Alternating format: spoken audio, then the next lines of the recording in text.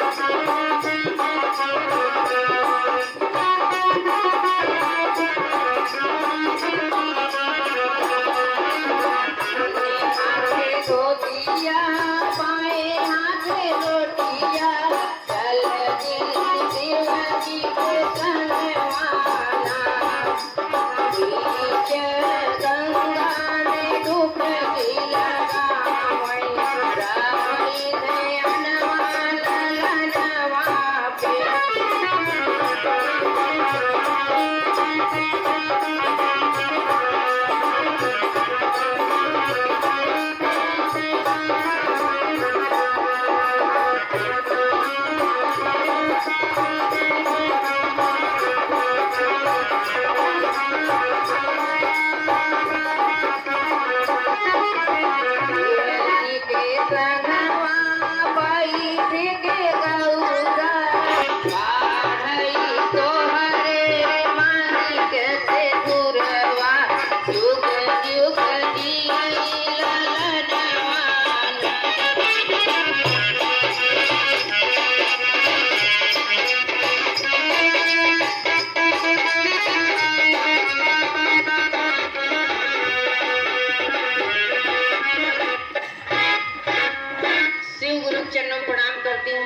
पे चरणों प्रणाम करती हूँ, माई लीलम दीदी चरणों प्रणाम करती हूँ, 3 सूत देने वाले हरिंदर भैया चरणों प्रणाम। माँ प्रणाम स्वीकार की है गुरु महादेव।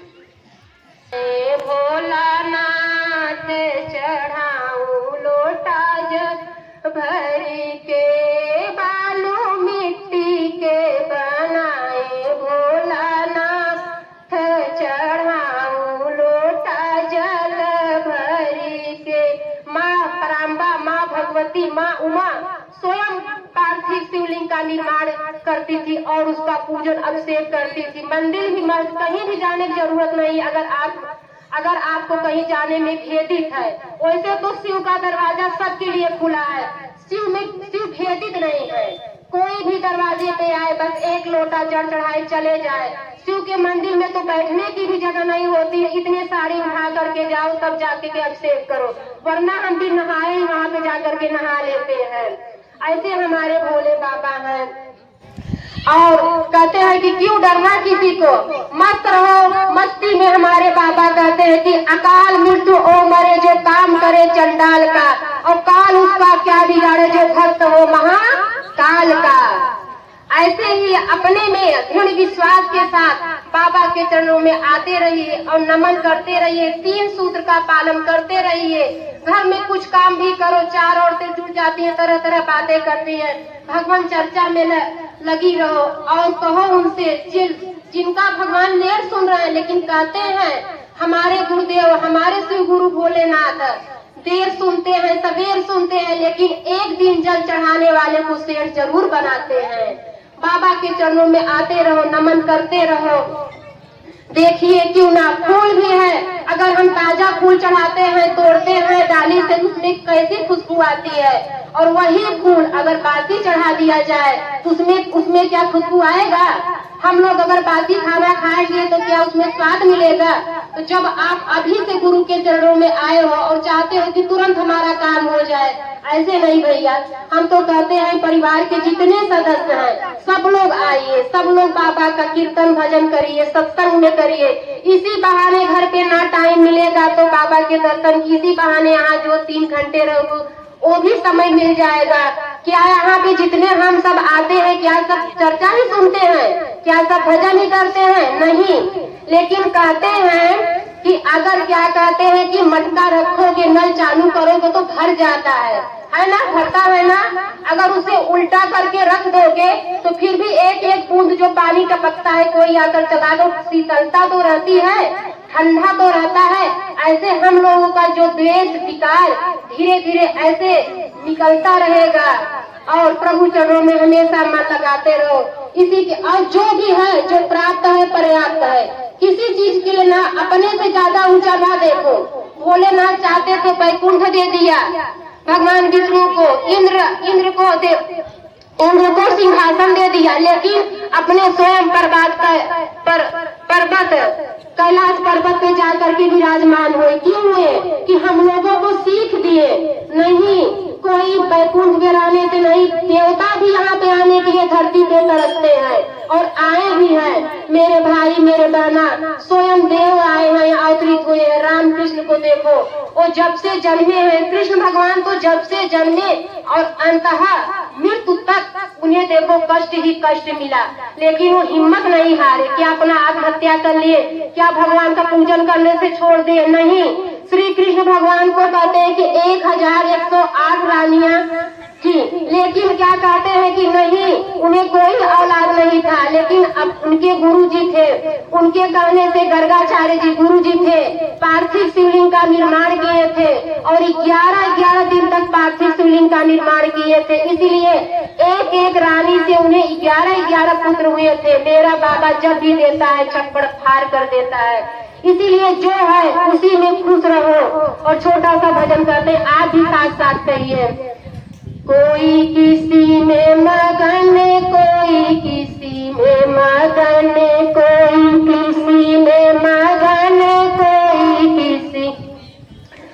मैं तो बाबा की दीवानी, भोले बाबा में मगन, मैं तो भोले की दीवानी, भोले बाबा में मगन।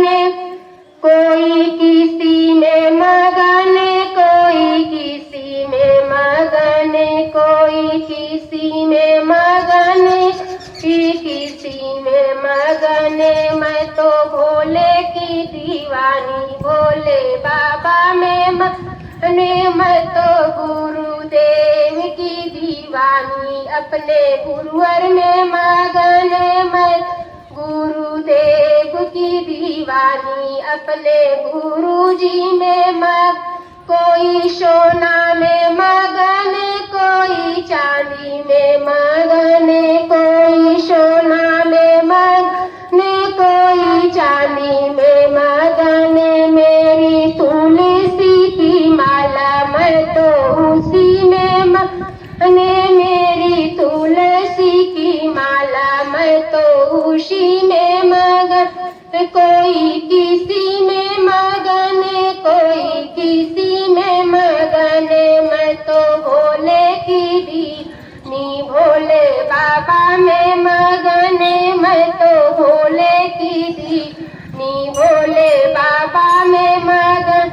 कोई महलों में मगन, कोई भवनों में मगन, कोई महलों में मगन, कोई भवनों में मगन। मेरी टूटी सी झोपड़िया, मैं उसी में मगन, मेरी छोटी सी झोपड़िया, मैं उसी में मगन। कोई किसी में मगन, कोई किसी में मगन। मैं तो गुरुदेव की दीवानी, अपने गुरुजी में मगन। मैं तो गुरुदेव की दीवानी, अपने गुरुवर में मगन। कोई लड्डू में मगन, कोई पेड़ा में मगन, कोई लड्डू में मगन, कोई पेड़ा में मगन। मेरी सूखी सी रोटी, मैं उसी में मगन, मेरी सूखी सी रोटी, मुझे उसी में मगन। इसी के साथ सदाशिव गुरु महेश्वर के चरणों में प्रणाम करती हूँ। माँ पराम्बा, माँ भगवती के चरणों में प्रणाम करती हूँ। समस्त देवी देवता के चरणों में प्रणाम करती हूँ। साहेब दीदी के चरणों में प्रणाम करती हूँ। समस्त गुरुजन भाई बहनों के चरणों में प्रणाम करती हूँ। हे सदाशिव गुरु महेश्वर, आप मेरे गुरु, मेरे प्रणाम को स्वीकार कीजिए, स्वीकार। कैसे यहाँ रही हमारे बुखार होता है, बहुत हम तकलीफ है जना। वैसे धीरे धीरे फिर दिमाग उनकर खराब होत रहा। दांत बहनिया हरा पागल हो गया रहा, नहीं सही है। गुरु महादेव नहीं सही की है। कहा अम्मा हमार फिर तबीयत वैसे ही हो जाता। हम कहा बता, जैसे गुरु तो है नगद की है, कोई नगद करी, कोई नगद करी। गुरु महादेव से लागे दया मांगे, लागे रोए। गुरु महादेव उनकरे पे दया किहन बहनिया हमारा जाएगी। हमारे लड़किया का तबीयत फिर ठीक हो गया। एक चर्चा गुरु महादेव के रहा, हमार नाम हो भोलेनाथ की चर्चा है। हमारे लड़किया के सूरत में उल्टी टट्टी बहुत जास्ती होए लगा। एक लड़का के उल्टी टट्टी होए लगा। एम्बुलेंस हमार देवर बुलाए लेके भगे। डॉक्टरी में रोए लागन, कहने अम्मा हमारे नाभि धय के ताने बा, हमसे रच्चे बुलात नाही न रच्चे हमारे कहरे के आगे उनकरे आवाज न आवे। बहनिया हरा इतना तकलीफ हुई क्या हम रोए लागे। फिर गुरुए महादेव से हे भोलेनाथ शिव जैसे हमारे बच्चन के नगद करत है भोलेनाथ वैसे सब गुरुबहना भैया पर दया की है। गुरु महादेव के बहनिया हरे जे गुरु बनाए रहो तो पहुँच छोड़ दिन जाओगे इतना दयालु। सबसे पहले अपने शिव गुरु महेश्वर के चरणों में प्रणाम बा। आधी माऊ माँ भवानी के चरणों में प्रणाम बा। तीर सूत देने वाले साहिब के चरणों में प्रणाम बा। दुख विपद साथ देने वाली ममता माई आनंद के चरणों में प्रणाम बा। हमरे प्रणाम के अपने चरण में स्वीकार कीजिए। दुख की बात जो हम आप दुखी हैं, भजन करते करते खत्म हो जाएगा। चौपाई में देखे ना, जब भगवान राम 14 वर्ष के बाद अयोध्या में आए तो कहे कि अब तो राम राजा गया, अब तो यहाँ कोई दुखी नहीं होगा। और तब तक इसके बाद कुछ समय के बाद लोग दुखी होना शुरू कर दिए। हनुमान जी घबरा गए, कहें कि प्रभु आप कहें कि हम कोई दुखी नहीं होगा, राम राजा गया, तब यह लोग दुखी होते जा रहे हैं। अब इसका कैसे निवारण है? तो चौपाई के माध्यम से संतों ने दर्शाया, समझाया। कहे हनुमंत विपत प्रभु सोई, यानी भगवान राम से हनुमान जी कहे कि प्रभु पता चलता है कि अब यहाँ अयोध्या में आकर विपत सो गई है, अब जाने का नाम नहीं ले रहे हैं, तो लोग दुखी होते जा रहे हैं।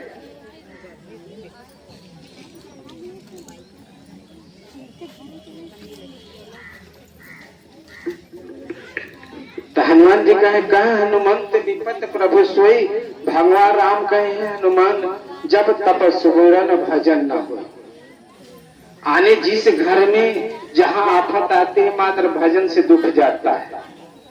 आने हनुमान जी कह रहे हैं कि प्रभु ऐसा लगता है कि विपत यहाँ के सो गई, जाने का नाम नहीं ले रहे, लोग दुखी होते जा रहे हैं, इसका निवारण।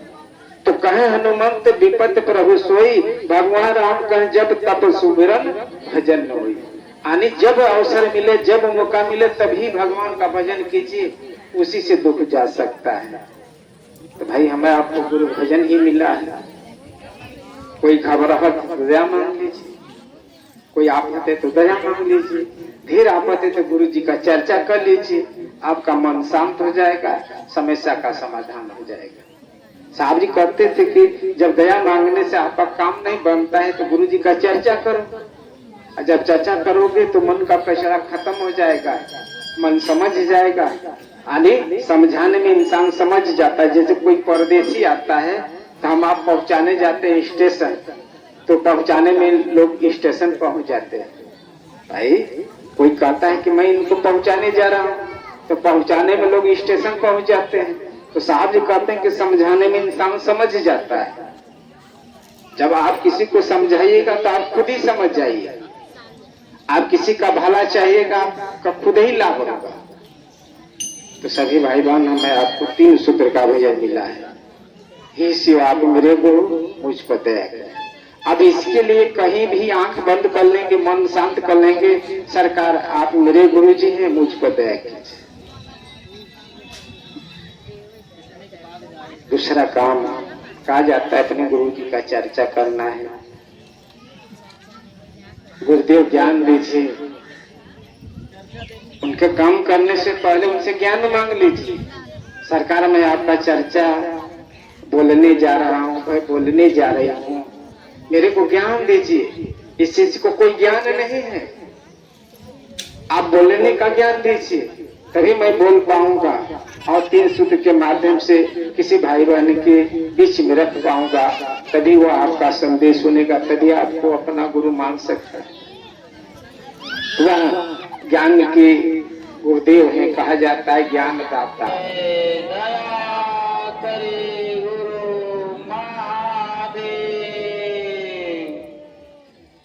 कर्पूर गौरम करुणावतारम संसार सारम भुजगेन्द्रहारं सदा वसन्तं हृदयारविन्दे भवं भवानी सहितं नमामि कर्पूरगौरं करुणावतारम्